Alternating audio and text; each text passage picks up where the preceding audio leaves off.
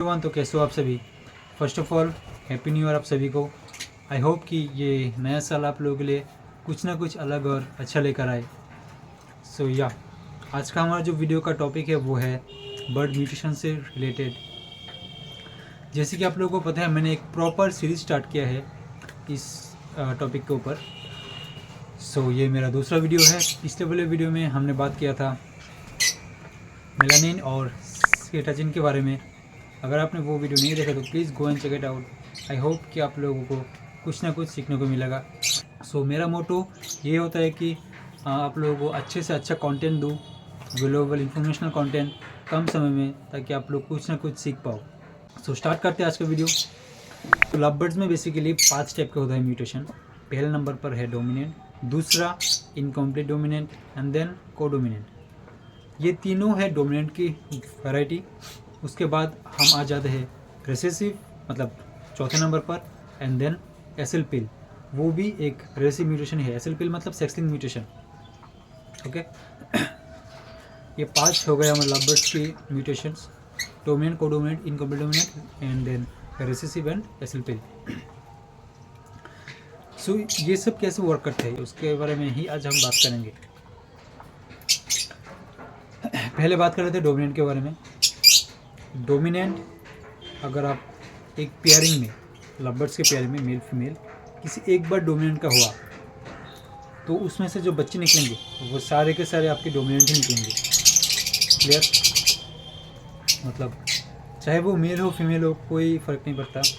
एक बार डोमिनेंट है वो सारे के सारे बच्चे डोमिनेंट ही निकलेंगे। लेकिन वो भी डिपेंड करेगा कि वो बर्ड कुछ किसी का मतलब स्प्लिट तो नहीं या फिर कुछ और। मैं जो अभी बोल रहा हूँ वो एक जनरल स्टेटमेंट है, मतलब एक सादा, क्या बोलते हैं इसको, डोमिनेंट के साथ कुछ और लगा दो, कुछ भी लगा दो, सारे के सारे बच्चे निकलेंगे डोमिनेंट। अगर वो डोमिनेंट किसी और का स्प्लिट ना हुआ तो, सिंपल मैं बात करूँ, ठीक है, फर्स्ट स्टेज पर।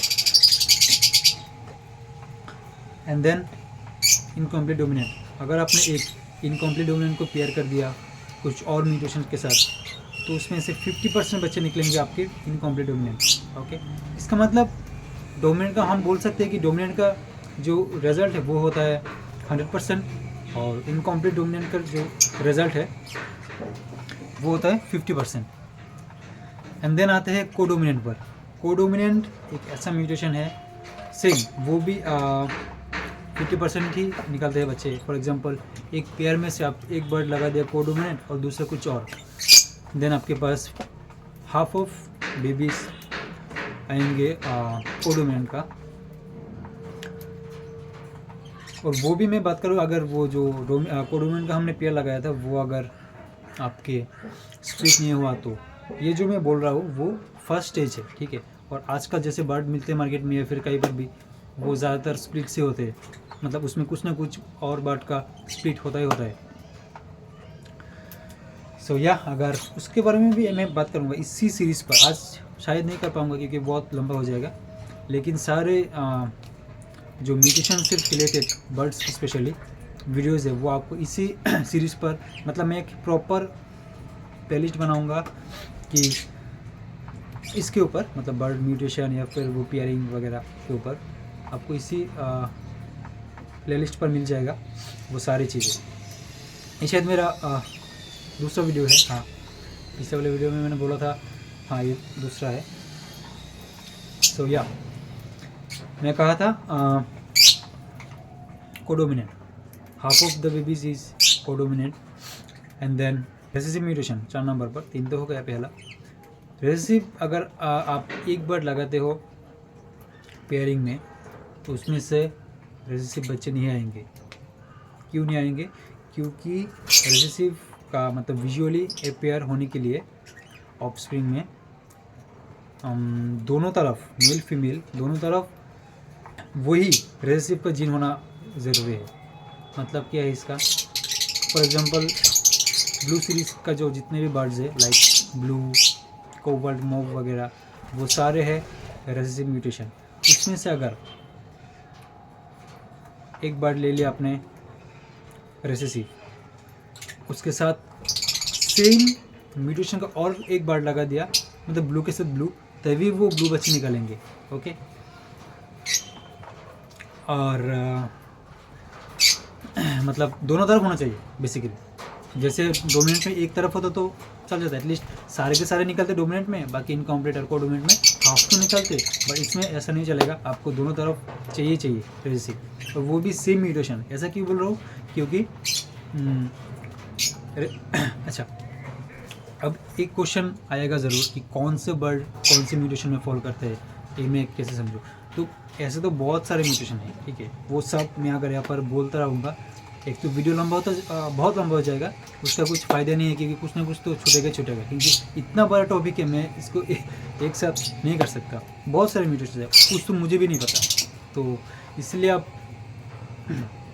जो भी बर्ड का पेयरिंग करते हो उसको आप सर्च कर लेना गूगल पर, आपको पता चल जाएगा कि ये कौन सा म्यूटेशन है। मैं एक मतलब बेसिक्स बात कर रहा हूँ कि ये म्यूटेशन कैसे वर्क करते हैं। तो ब्लू सीरीज़ है वो फॉलो करते हैं रेसिसिव में। वैसे मैं कुछ बोल दूंगा एग्जांपल के तौर पर, डोंट वरी, जो हमारे कॉमन्स कुछ है वो सब। सो मैं कहा था, फिर से भूल गया, रेसिसिव दोनों तरफ होना चाहिए, चाहे विजुअली या फिर स्प्लिट। फॉर एग्जांपल एक बर्ड है ब्लू बर्ड, दूसरा ब्लू नहीं है लेकिन वो ग्रीन है बट स्प्लिट ब्लू है, तब भी आपके पास वो ब्लू बर्ड निकलेंगे। क्यों? क्योंकि दोनों तरफ एटलीस्ट होना चाहिए, मैंने बोला था एटलीस्ट विजुअली हो, स्प्लिट हो। स्प्लिट क्या होता है कि स्प्लिट एक गेम चेंजर है, आपको पता है। स्प्लिट अगर नहीं होता ना इस फील्ड पर, ये ऐसा टर्म है स्प्लिट, वो पूरा खेल घुमा के रख देता है इस म्यूटेशन पर। एक स्प्लिट अगर आप एक फॉर एग्जांपल एक ग्रीन फिशर का पेयर ले लिया, ग्रीन फिशर सिंपल जो सबसे सस्ता बर्ड होता है, उसमें से उसका पेयर कितने का आता है? ज़्यादा से ज़्यादा 2000, अच्छा क्वालिटी का होगा तो ज़्यादा से ज़्यादा, बहुत ही अच्छी क्वालिटी का हुआ तो वो भी डिपेंड करता है कहाँ पर। वो 2000 की पेयर में से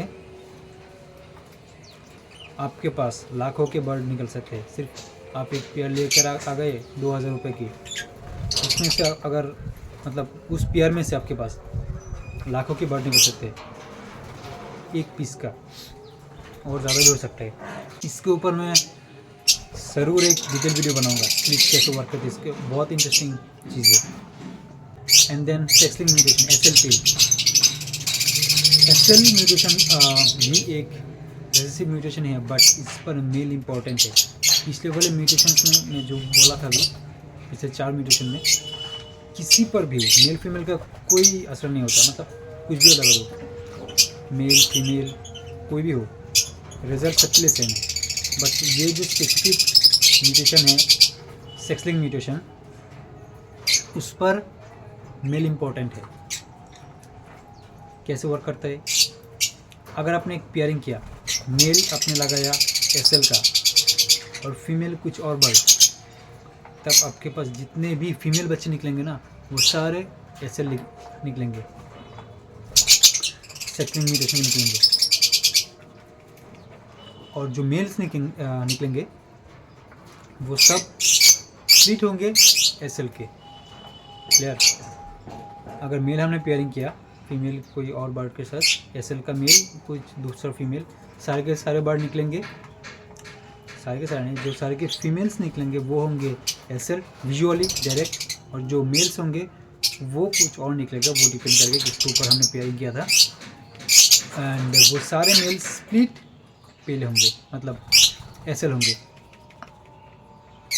और अगर फीमेल लगा दिया तो, अगर फीमेल क्या बोलते हैं इसको, एसएल का लगाया और दूसरा कुछ और, तो हमारे पास जो फीमेल्स निकलेंगे वो एसएल में आएंगी ही नहीं, ना विजुअली ना स्प्लिट। जो मेल्स निकलेंगे वो सिर्फ स्प्लिट होंगे एसएल के। तो आप समझ सकते हो कितना बड़ा डिफरेंस है मेल और फीमेल में। और एसएल का जो जीन है वो कभी भी फीमेल कैरी नहीं कर सकता, यानी फीमेल कभी भी कोई भी एसएल म्यूटेशन का स्प्लिट नहीं हो सकता। ये हो गया सारे वर्किंग के बारे में। अब सारे म्यूटेशंस का स्प्लिट होता भी नहीं, जैसे कि डोमिनेंट एक म्यूटेशन पहले वाले में फर्स्ट नंबर पे आता है, तो उसका स्प्लिट नहीं होता, डोमिनेंट का स्प्लिट नहीं होता। इनकम्प्लीट का भी स्प्लिट नहीं होता, कोडोमिनेंट का स्प्लिट होता है, एंड देन रेसेसिव का स्प्लिट होता है, सेक्स लिंक का स्प्लिट होता है बट मेल्स में, ठीक है। मेल सेक्स लिंक का स्प्लिट हो सकता है बट फीमेल्स कभी नहीं हो सकता। कोई अगर आपको बोल दे कि ये फीमेल है, स्प्लिट कोई भी सेक्स लिंक म्यूटेशन का नाम, जैसे कि ओपालाइन एक म्यूटेशन है, वो सेक्स लिंक म्यूटेशन है। अगर आपको बोल दे कि ये ग्रीन फिशर है, स्प्लिट ग्रीन फिशर फीमेल है, स्प्लिट ओपालाइन, पॉसिबल नहीं। फीमेल स्प्लिट नहीं हो सकते, मेल्स कैन बी। अब कौन कौन से बर्ड फॉलो करते हैं, कौन से म्यूटेशन के बारे में थोड़ा सा बता दूँ, जो भी मेरे अभी दिमाग में आ रहा है वो सब। बाकी आप गूगल कर सकते हो, आपको आसानी से पता चल जाएगा, कुछ लिखने की ज़रूरत नहीं। अगर आपको नाम पता है म्यूटेशन का, फॉर एग्जांपल पेस्टेल, आप सर्च करो पेस्टेल म्यूटेशन इन लवबर्ड, वो कौन से म्यूटेशन में फॉलो करता है वो आपको आ जाएगा। इनकम्प्लीट, डोमिनेंट या डोमिनेंट, रेसेसिव, व्हाटएवर। डोमिनेंट में कौन कौन से बर्ड आते हैं? ग्रीन सीरीज पूरा का पूरा डोमिनेंट में फॉलो करते हैं, ठीक है। Green fisher, olive, violet green, even वो भी डोमिनेंट में है। एंड एज म्यूटेशन वो भी डोमिनेंट पर आता है, फॉलो करता है। एंड देन इनकम्प्लीट डोमिनेंट पर वायलेट, कौन सा? Blue violet. वायलेट मैंने बोला था 2 टाइप का होता है, ग्रीन ब्लू। जो ग्रीन है वो होगा डोमिनेंट, जो ब्लू वायलेट वो इनकम्प्लीट डोमिनेंट है।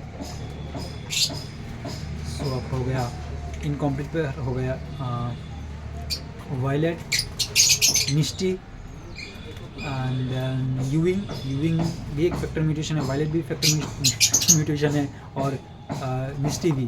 ज़्यादा से ज़्यादा मतलब मोस्टली जो इनकम्प्लीट डोमिनेंट पर है बर्ड्स, वो सारे फैक्टर म्यूटेशन है। इसका वर्किंग फैक्टर में अलग होगा, ठीक है।